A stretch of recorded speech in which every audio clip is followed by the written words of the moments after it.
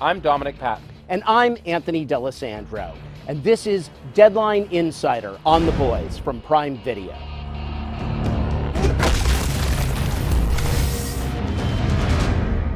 This season went way deeper emotionally and psychologically, perhaps, than The Boys ever have. What were some of the discussions that you guys had early on about what you wanted season 3 to be, and how do you think it ended up in the end? Give me a lot of that. Eric immediately in the season pitch said, we're gonna go deeper, not bigger. Like, we can go as big as we want, but going deep is what'll make people really like connect more and like take us on a journey we want to go on in season 3.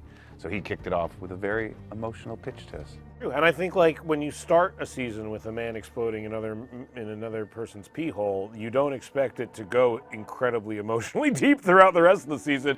And I think that's kind of the masterful thing that Eric does in a lot of ways, and that the show does, is balance like this outrageous insanity and like actual resonance. Just trying to show the community I'm down for the cause. Since when you been down with any cause? Come on, man. I mean, I can't run, I can't do shit. So I gotta rebrand, stay in the game somehow. Or you don't, and you could just be my pain-in-the-ass little brother Reg. Yeah. The show started off as a superhero show with elements of satire, and it's progressively gotten deeper into the satire and into the social and political commentary that presents itself in this world. I mean, we're not bound by the moral compass, the moral true north that most superhero shows are bound to. So we can kind of explore those topics without necessarily making sometimes there's an obvious judgment being made and there's an obvious statement being made. But a lot of the times, the show will present the political and social issues raising the question rather than providing the answers. I think The Boys connects with audiences because we can say what other superhero shows can't. By their very design, they're made to appeal, to a wider audience and to be more family friendly in some ways, right? So in this show where we parody, superhero culture, celebrity culture, and we take a look at it and we flip it on its head and go inside and see what's really happening. What would we really be like in this situation where we get to emphasize the selfishness, the narcissistic nature, the greed. And because we can do that and we're not beholden to this image of presenting superheroes as these pristine figures, we're allowed to take deeper looks at ourselves.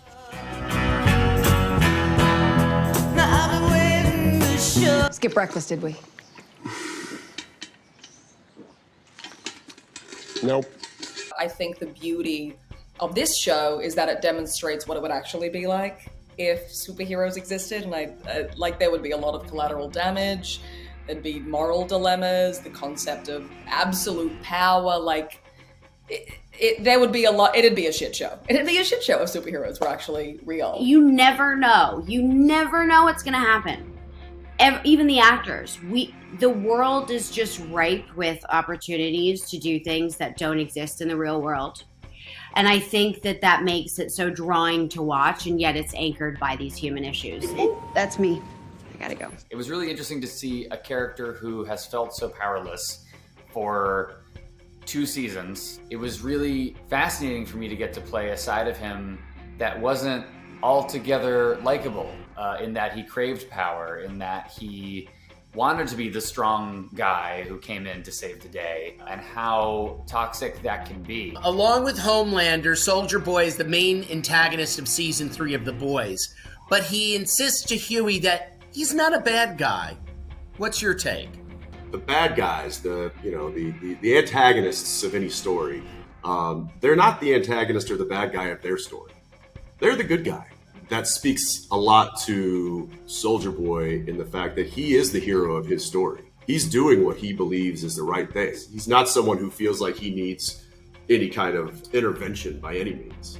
Can you tell us about the inspiration behind the costumes for The Boys? Everything that we do, especially in a character like Soldier Boy, We really spend a lot of time thinking about how he would have seen battle and how there would be wear and tear. So none of our suits are ever really pristine unless there's a real reason for them to be. With a bit of a time jump between season 2 and season 3, there was a lot of characters had, they'd grown. Annie had come from Iowa, so she spent her first couple of seasons as a girl from Iowa.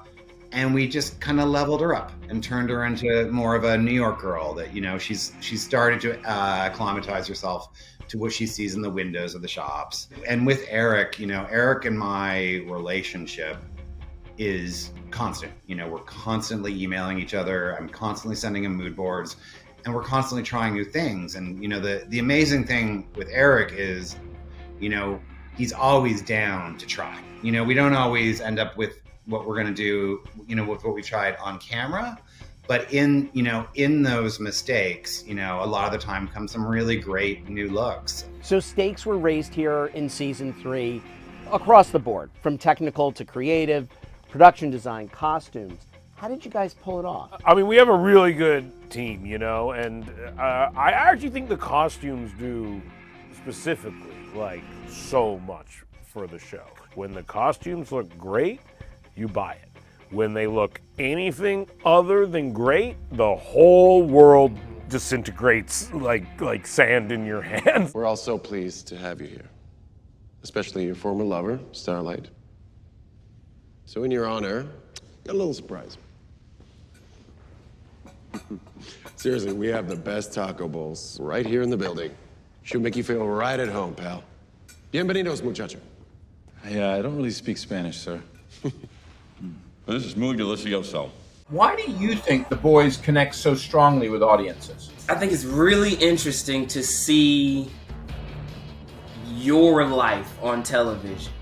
It's different when you see someone else's story on television. It's harder to connect to it. It's harder to relate to something that you've never experienced before. But if you're watching your world, your community, your neighborhood, your local news channel, you're watching that and you see something on it, and then you see the exact same reflection of it on a show that you watch, instantly you're like, oh shit, this is about me. Our guiding star is we try to play this thought experiment of what's the most realistic version of that particular thing in a world where superheroes would exist. Like, how do we extrapolate it and how do we ground it into a thing that would probably really happen considering our real world psychology and politics. The stakes and danger of the show and the fun of the show is you have never been able to show what these powers would do in a truly unfiltered